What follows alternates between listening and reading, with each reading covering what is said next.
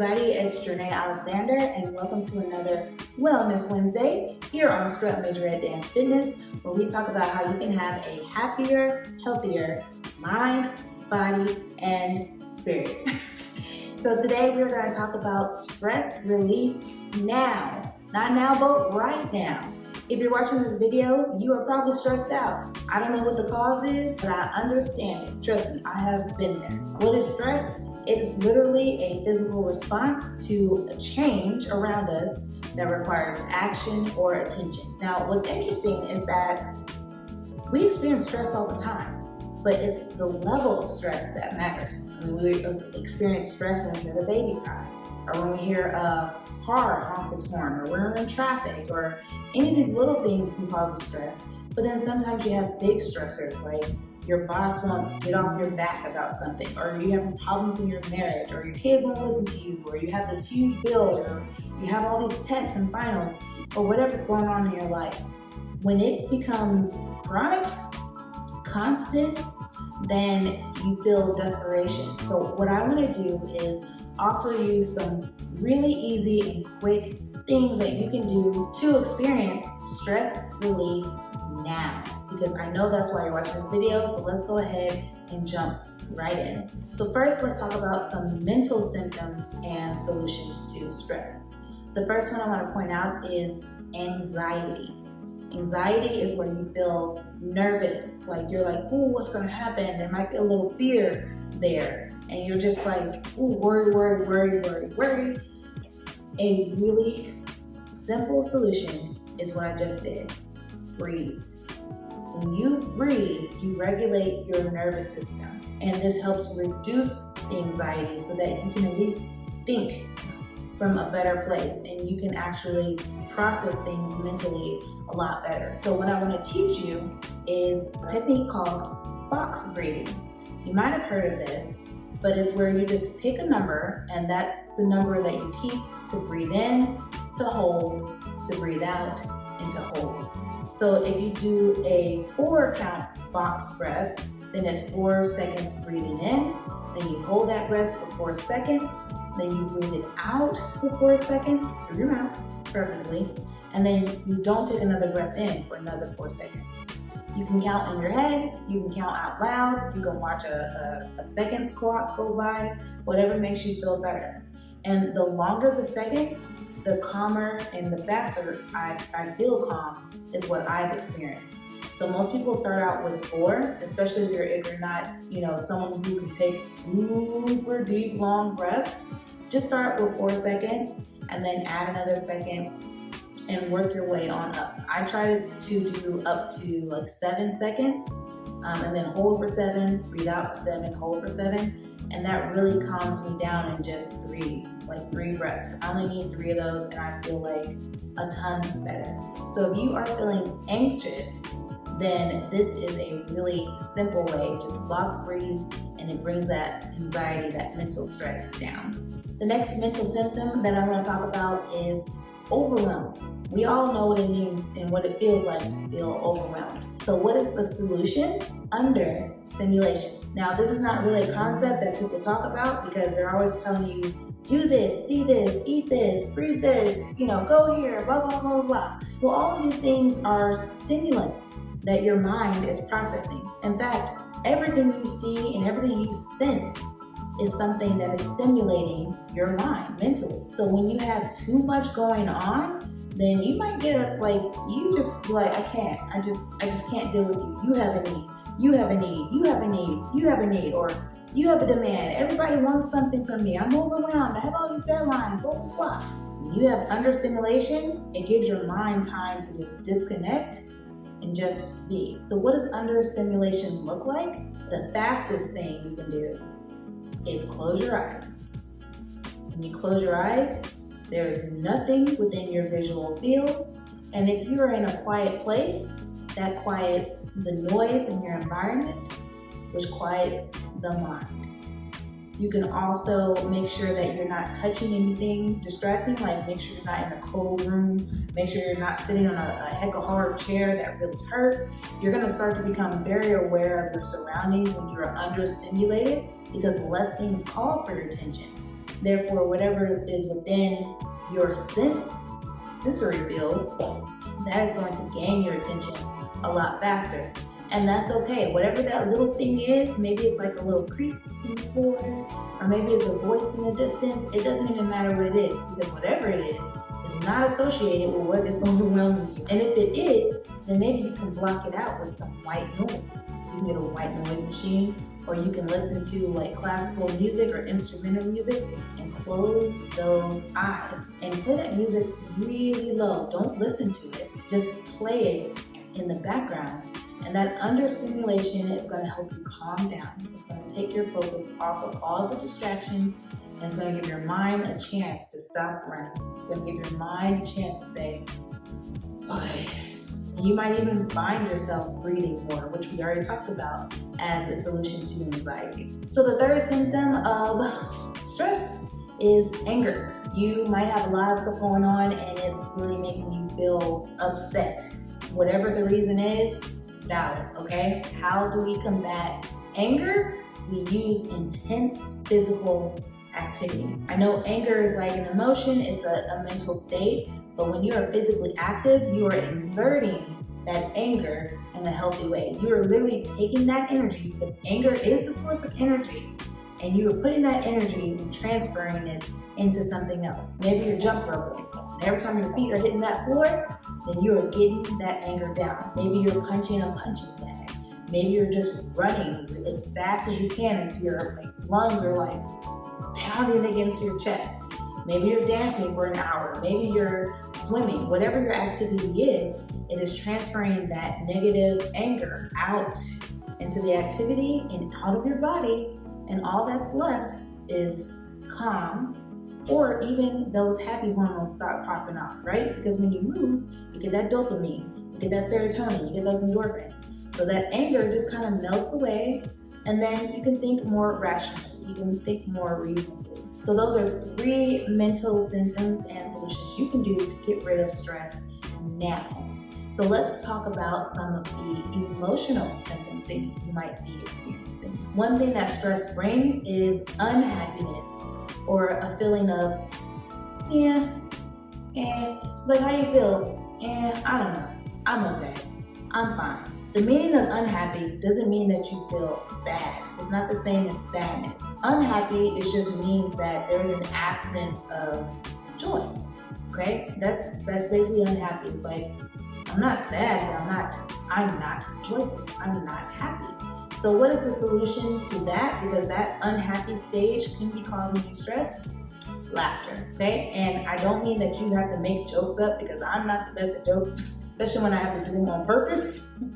But you can watch a funny video. You can go through Reel until you find one that makes you crack up laughing, and just watch it a couple times, share it with someone else, and then get them laughing. Laugh at the way that they are laughing, and it's going to make you feel a lot better. Or watch a really funny movie, or watch a stand-up act, or engage with your kids because they're funny, whatever the situation is. But try to get involved in something that's going to get you laughing, because once you start smiling and your body is physically laughing, then you're going to start popping off those happy hormones again, and that's going to bring you back into balance and give you stress relief now. Another symptom you might be experiencing is that you're easily bothered. Like everything is getting on your damn nerves, okay? And that's because you're stressed the heck out. I understand, and you're not trying to take it out on anyone, but that's just how it comes out sometimes. And that's because we're human beings. So what can you do to combat that? Isolate yourself. And it's not really isolation, it's solitude. Go be by yourself. This doesn't mean that you're like, oh, I'm alone because I can't play nice. No, it's just like, come on, self, let's go into the room where it's nice and quiet. And it could just be us. Because when you're by yourself, you're never alone. You are with yourself, right? So when you're in solitude, you can process those thoughts. You can say, let's write about it.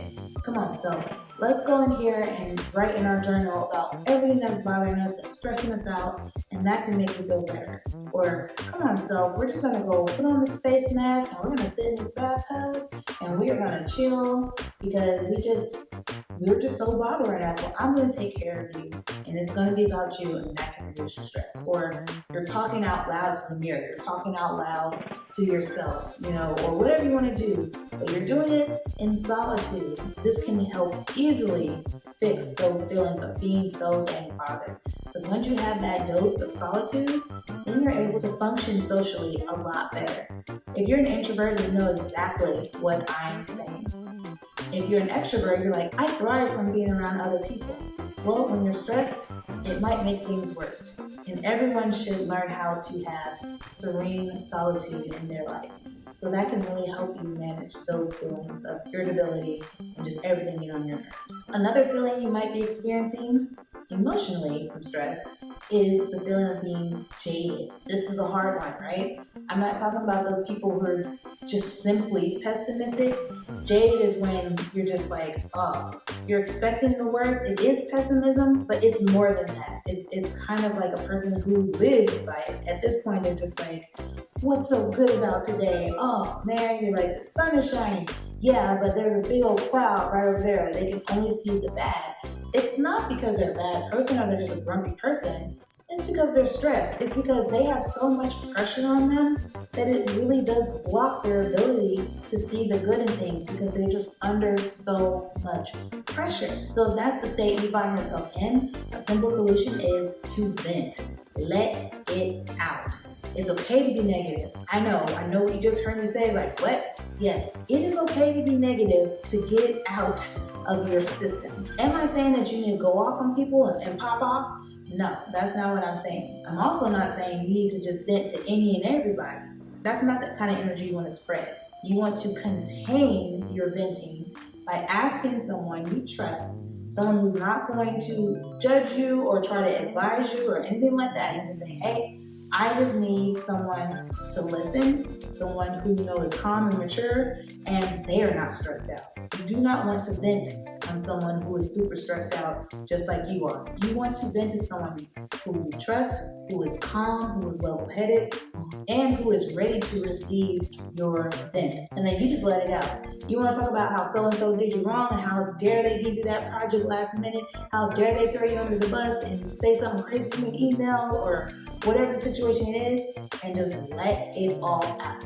Similar to physical exercise and movement, you're transferring that energy out of your body. It doesn't go to the person because the person is prepared to listen to your vent, but they are not absorbing it as personal. They are simply witnessing it, and that is enough for your psyche. That's enough for your emotions to release it and let it go so that you can feel better. So those are some emotional symptoms and solutions for stress relief now.